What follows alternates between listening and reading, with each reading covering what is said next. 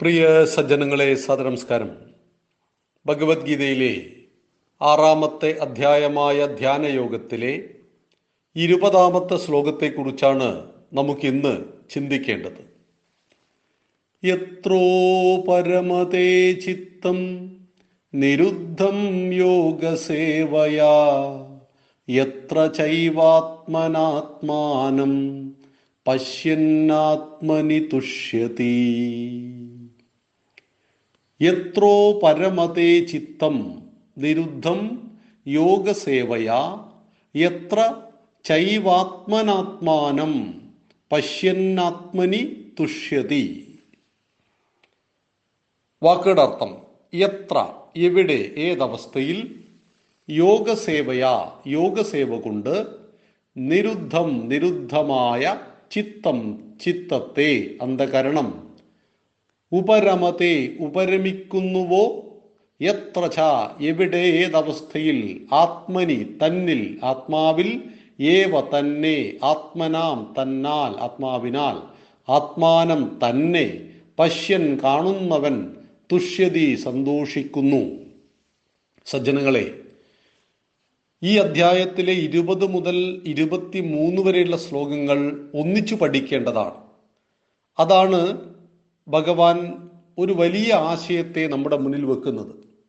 പക്ഷേ നമ്മളിവിടെ നമ്മുടെ സൗകര്യത്തിനായിട്ട് ഇത് ഒരു ശ്ലോകം ഒരു ദിവസം എന്ന രീതിയിൽ പഠിക്കുന്നു.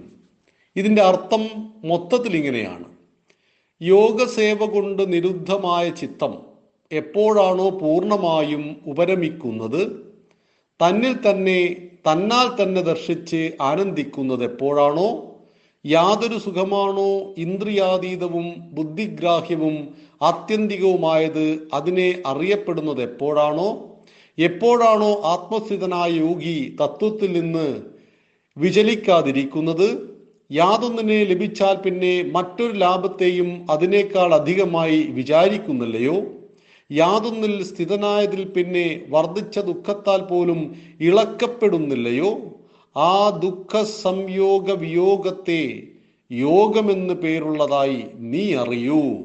ആ യോഗം നിശ്ചയമായും അവിരചിതത്തോടെ അനുഷ്ഠിക്കപ്പെടേണ്ടതാകുന്നു.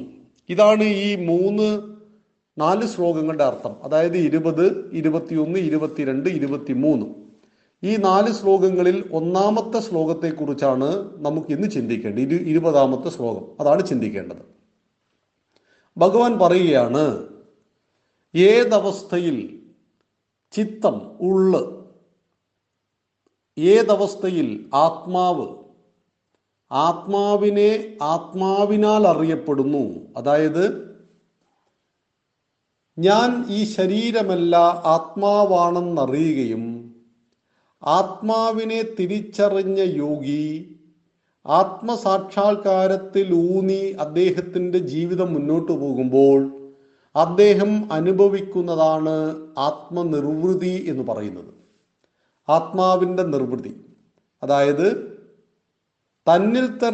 തന്നാൽ തന്നെ ദർശിച്ച് ഈശ്വരനെ പുറത്തേക്ക് തേടി നടക്കുന്നില്ല. ഭൗതിക ലോകത്തിൽ നമുക്ക് 2 തരം ഈശ്വര സങ്കല്പമുണ്ട്.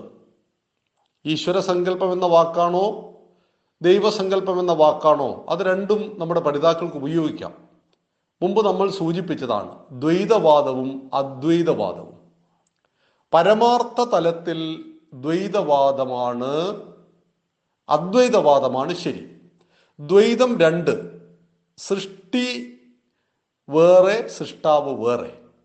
എന്നെ സൃഷ്ടിച്ചിരിക്കുന്നവൻ ദൈവം, ആ ദൈവത്തെ ഞാൻ ആരാധിക്കുന്നു, ദൈവം എന്നിൽ സന്തോഷിക്കുന്നു, എനിക്ക് ആവശ്യമായതെല്ലാം ചെയ്യുന്നു എന്ന് പറയുന്ന ആ ദ്വൈതവാദം, ഞാനും ഗുരുവായൂരപ്പനും, ഞാനും അയ്യപ്പനും, ഞാനും കാടാമ്പുഴ ഭഗവതിയും എന്ന് പറയുന്ന ഭക്തനും ദേവിയും ഭക്തനും ദേവനും, ഇതാണ് ദ്വൈതം.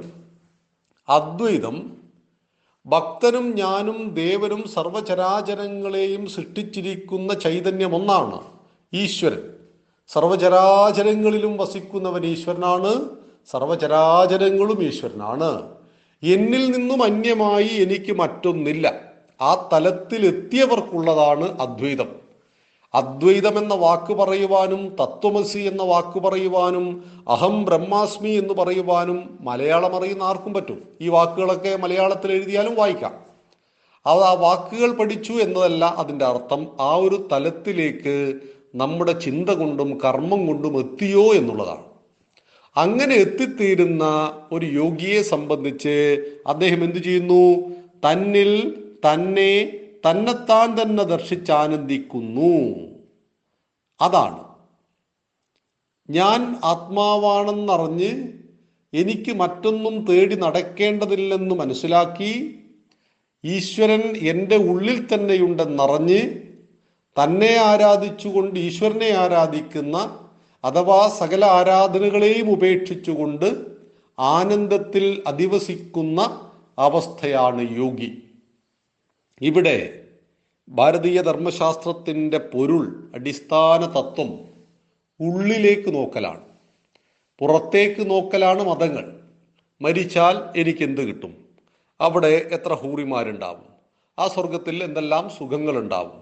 ഇനി ഞാൻ ഇവിടെ ദുഷ്ടത്തരം ചെയ്താൽ എനിക്ക് കിട്ടുന്ന നരകമേത്? ആ നരകത്തിലെ കഷ്ടപ്പാടുകൾ എത്ര? എപ്പോഴും പുറത്തേക്ക് നോക്കിക്കൊണ്ട് ജീവിക്കുമ്പോഴും മരിച്ചതിന് ശേഷവും സുഖത്തെക്കുറിച്ച് ഉള്ള വ്യാമോഹവും ദുഃഖത്തെക്കുറിച്ചുള്ള ദുഃഖവും. ഇതാണ് വിശ്വാസികളുടെ മതപരമായ ജീവിതത്തിൽ സംഭവിക്കുന്നത്. ഇത് തെറ്റാണോ എന്ന് ചോദിച്ചാൽ ആത്യന്തികമായിട്ട് തെറ്റ് എന്ന് ആരും അദ്വൈത വേദാന്തിയോ ദ്വൈത വേദാന്തിയോ പറയില്ല. കാരണം 1ാം ക്ലാസ്സിൽ പഠിക്കുന്ന കുട്ടിയെ സംബന്ധിച്ച് തറ പറ എന്നെഴുതും. അവൻ മഞ്ചാടിക്കുരു ഉപയോഗിച്ച് 1 1 2 എന്ന് പഠിക്കും. ഇതേ കുട്ടി MSc മാത്തമെറ്റിക്സിലെത്തിയാൽ അവന് മഞ്ചാടിക്കുരുവിൻ്റെ സഹായം ആവശ്യം വരുന്നില്ല. അവൻ ഗണിതശാസ്ത്രത്തിൻ്റെ വലിയ തലങ്ങളിലുള്ള കാര്യങ്ങളെയാണ് അവൻ പഠിക്കുന്നത്. എന്നാൽ 1ാം ക്ലാസ് അപ്രസക്തമാണ്, അത് വിഡ്ഢിത്തമാണ് എന്നൊരു MSc-കാരൻ പറഞ്ഞാൽ അത് അംഗീകരിക്കാൻ പറ്റുമോ?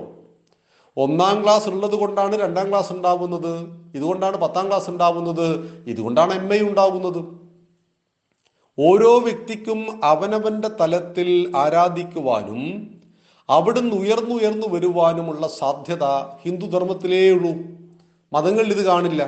മതം നിഷ്കർഷിച്ച വിശ്വാസങ്ങളെ പിന്തുടരുക എന്നതിലുപരി നിങ്ങളുടെ തലത്തിനനുസരിച്ച് ദൈവത്തെ തിരഞ്ഞെടുക്കുവാനും ആ ദൈവത്തിലൂടെ കടന്ന് ഈശ്വരനിലേക്ക് അറിയുവാനും ആത്മസാക്ഷാത്കാരം നേടുവാനും ആരാധനയില്ലാത്ത അവസ്ഥയിലേക്ക് മാറുവാനും എല്ലാം കഴിയുന്നത് തീർച്ചയായിട്ടും ഈ പറയുന്ന അദ്വൈത വേദാന്തത്തിലാണ്. അവിടെ ആരാധനയൊന്നുമില്ല. മതങ്ങളെ സംബന്ധിച്ച് ആരാധന അവസാനിക്കുന്നു എന്ന് പറയുന്നത് അവർക്ക് സങ്കല്പിക്കാൻ പോലും സാധ്യമല്ല.